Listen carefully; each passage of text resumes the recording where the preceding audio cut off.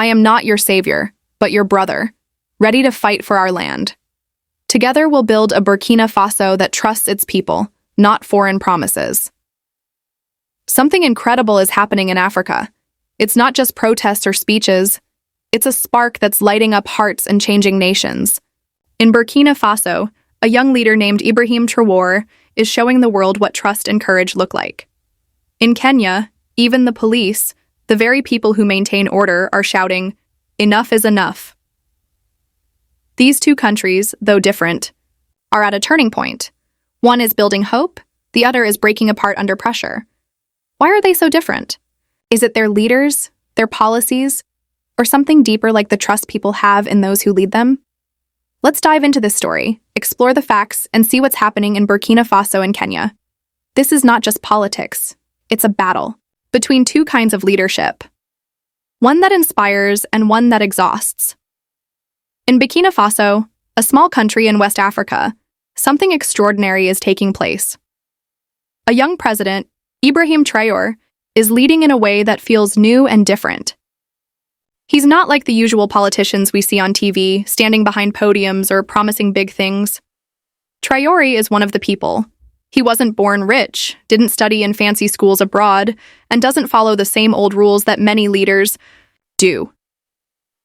Instead, he walks into villages, sits on the ground, and listens.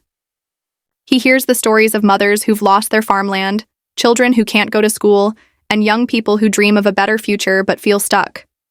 What makes Traoré special? He's not afraid to say no. When the International Monetary Fund IMF, a big global financial group, offered Burkina Faso a loan with strict conditions, Traoré said, "No thanks." The world called him reckless. Western newspapers said he was leading his country into trouble. But for the people of Burkina Faso, it was a moment of pride. For years, their leaders had said yes to foreign powers, accepting loans that came with rules that often hurt the poor. Traoré's no was different. It wasn't just about money. It was about trust. He told his people, "We don't need loan conditions. We need living conditions." And they believed him. Traoré didn't stop at words. He backed up his no with action. Instead of begging for foreign help, he asked the people of Burkina Faso to work together. He didn't promise quick fixes or free money. Instead, he promised something bigger: land for farmers, trust for the forgotten, and a future where Burkina Faso could stand on its own. In a world where leaders often make empty promises, Traoré's honesty felt like a breath of fresh air. People started calling him the son of the mainland or the second Thomas Sankara, a legendary African leader who also stood for his people. Have you ever met someone who didn't just talk about change, but made you believe it was possible? That's what Traoré is doing. Now let's travel to Kenya, a country often called one of the most developed in East Africa. In July 2024, something shocking happened in Nairobi, the capital city. Thousands of police officers, yes, the police took to the streets chanting, "Enough is enough." Some even stripped off their uniforms in front of cameras, saying they were done serving a government that didn't listen to its people. Can you imagine that? The very people paid to protect the system were now protesting against it. This wasn't just a strike for better pay. It was a cry from the heart of a broken system. Why were the police so angry? Life in Kenya had become harder than ever. Inflation, which means the rising cost of things like food and fuel, had gone above 20%. The Kenyan shilling, their money, was losing value fast.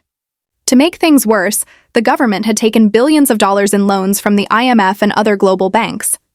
These loans came with tough rules: cut public spending, reduce salaries, and increase taxes. The police, teachers, and healthcare workers felt the pain. First, police officers went months without pay or bonuses. Their allowances were cut, and they were asked to do more with less. The people who were supposed to enforce the law started to feel like victims of the system. They served. In one viral video, a Kenyan police officer took off his badge and said, "I didn't betray my country. I just don't want to serve a system that has no humanity." Those words hit hard. They shook the Kenyan middle class, not because of the protests, but because they showed the truth. The system was crumbling from the inside. When even the police, the backbone of order, lose faith. What happens to a country? Can it survive when those paid to protect it no longer Believe in it? Burkina Faso and Kenya are facing similar problems: debt, rising costs, and people losing trust in their leaders. But their responses couldn't be more different. In Burkina Faso, Traoré faced a budget shortfall. But instead of turning to the IMF, he turned to his people.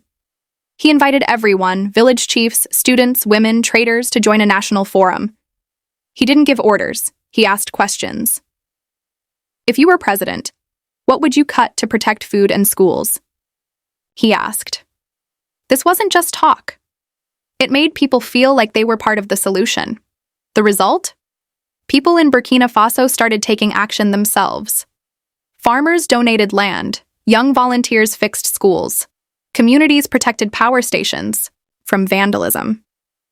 It wasn't because they were paid. It was because they believed in the goal.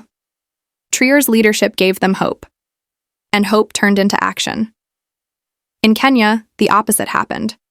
The government followed the IMF's rules, cut salaries, raised taxes, and reduced spending on health and education. There was no public discussion, no forum, no listening, just orders and police to enforce them. But when the police themselves felt betrayed, they joined the protests. The people saw this and realized if even the police are struggling, who will stand up for us? This is the difference between inspiring confidence and extinguishing hope. Traoré's way is about transparency and collective action. Kenya's way is about imposed policies and expecting people to endure. If you were a leader, which path would you choose? Would you hide behind policies or face your people and ask for their help? Let's go deeper into why Traoré is so loved, not just in Burkina Faso, but across Africa. It's not because he gives fancy speeches or wears a shiny uniform. It's because he feels like one of the people. He doesn't come from a rich family or follow foreign models of leadership. He entered politics with something simple: courage. When he said no to the IMF, it wasn't just about rejecting a loan. It was about rejecting fear. For years, African leaders have followed the rules of global powers, taking loans that trap their countries in debt. Traoré dared to break that cycle. His actions match his words. At a community education fair in Kaya, Traoré showed up without bodyguards or a big stage. He sat with the people, listened, and spoke about real issues, giving land back to farmers, building schools, and creating jobs for the youth. He didn't promise miracles. He promised hard work and trust. And people responded. In villages across Burkina Faso, young people started repairing schools. Women formed groups to teach children. Farmers worked together to grow more food. This wasn't because Traoré gave them money. It was because he gave them belief. Across Africa, from Mali to Nigeria, people are talking about Traoré. They call him the one who speaks for us. Why? Because he listens. Because he's not afraid to say the truth even when it's hard. Have you ever loved a leader? Not for their promises, but for their silence. The kind of silence that says, I'm here with you. Traoré's leadership is about truth and dignity, two things that can't be bought in a world full of fake promises. Is there still room for a leader who leads with honesty? Back in Kenya, the story is different. The protests that started with the police spread like wildfire. Students, nurses, and teachers joined in, filling the streets and social media with their anger. But this wasn't just about being poor or hungry. It was about something bigger, a system that's been broken for years. For decades, Kenya has followed a dependent development model, relying on foreign loans and advice from groups like the IMF. These loans come with strings attached. Cut this, tax that, reduce spending here. Between 2021 and 2024, Kenya borrowed over $9 billion, but instead of helping, it made life harder. The police felt it first. Their salaries were delayed for months. Their allowances were cut. They were asked to enforce order while their own lives fell apart. When they took to the streets, it wasn't just about money. It was about dignity. They were tired of being silent soldiers in a system that didn't care about them. The people watched and realized if the police, the symbols of power, are suffering, what hope is there for the rest of us? The protests in Kenya are more than just anger.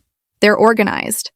People are forming groups called financial justice commissions to study the country's loans and question the government.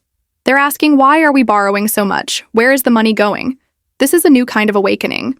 Not just shouting, in the streets, but demanding answers.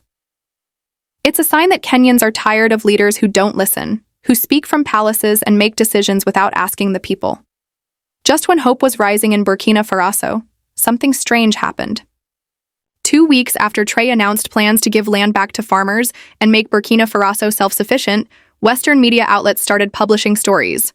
Burkina Faso is unstable. They said lack of investment will lead to a crisis. International credit agencies downgraded Burkina Faso's economy even though it wasn't failing.